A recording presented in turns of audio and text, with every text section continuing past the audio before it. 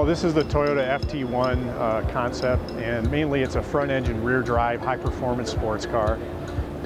It's designed in the lineage of the 2000 GT and Supra, so it's in that class.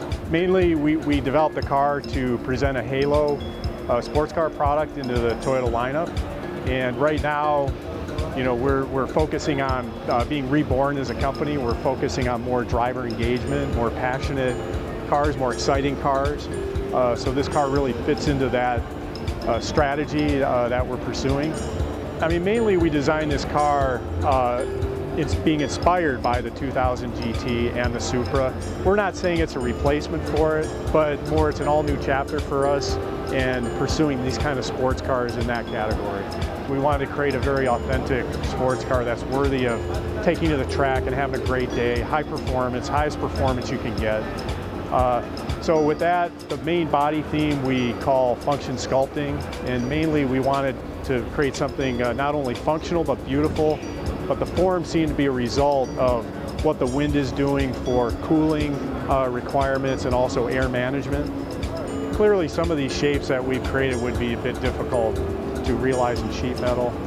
This car that you see here today utilized some carbon fiber panels in the front, lower chin and the rear diffuser, and there's a rocker air splitter as well.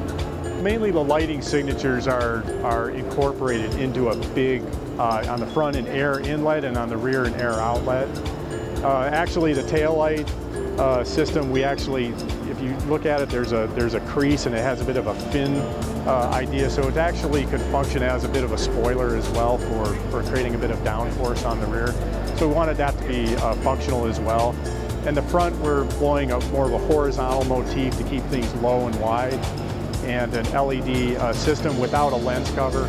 So it has a bit more raw, pure, authentic sports car image.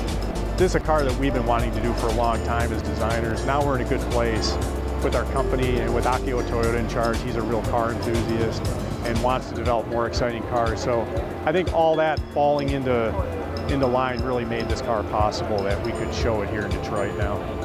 So some of the interesting design features in here, beyond the delta shape in front of you here, the slingshot, there's a number of details that kind of can pull you in and kind of make the user smile and delight.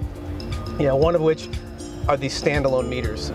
So in the style of everything in the car, we're trying to bring things that are sometimes quiet and mundane and make them engaging and entertaining. So we have the temperature meter, which is actually a physical meter coming off the stock, and the fuel on this side.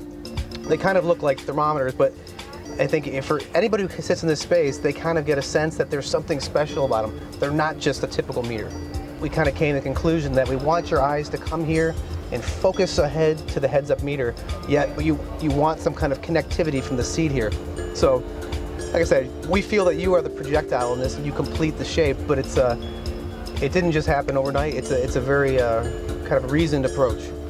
Another really unique feature is actually the material choices that went into creating this vehicle. Because it's a very technical and advanced vehicle, we wanted people to still be able to relate to it physically. When you see this kind of very heavy grain leather, then with this bright red line on here, this leather welded together and it's really thin, it suddenly brings the user to a completely new place where it's very technical and modern, yet you can connect to it deeply, that it feels more classic in a good way. Basically what this car represents to a brand is it's every brand's superhero when you do a car like this. And as Toyota has been out of this kind of this superhero vehicle for 15 years, we wanted to kind of go back and think about, well, you know, if a superhero kind of aged, what would he do? How would his costume kind of evolve? And as you see in the latest movies and comics, you see that their costumes are much more woven, almost like armor. So we try to apply that kind of superhero style armor material to the horn pad and the main IP structure to kind of convey, again, I don't know, expectation and understanding that there's something special going on here. Throughout the vehicle, though, you make reference to, you know, race details. You know, these are the things, these toggle switches and overhead. You know, we take the mundane and you make it exciting.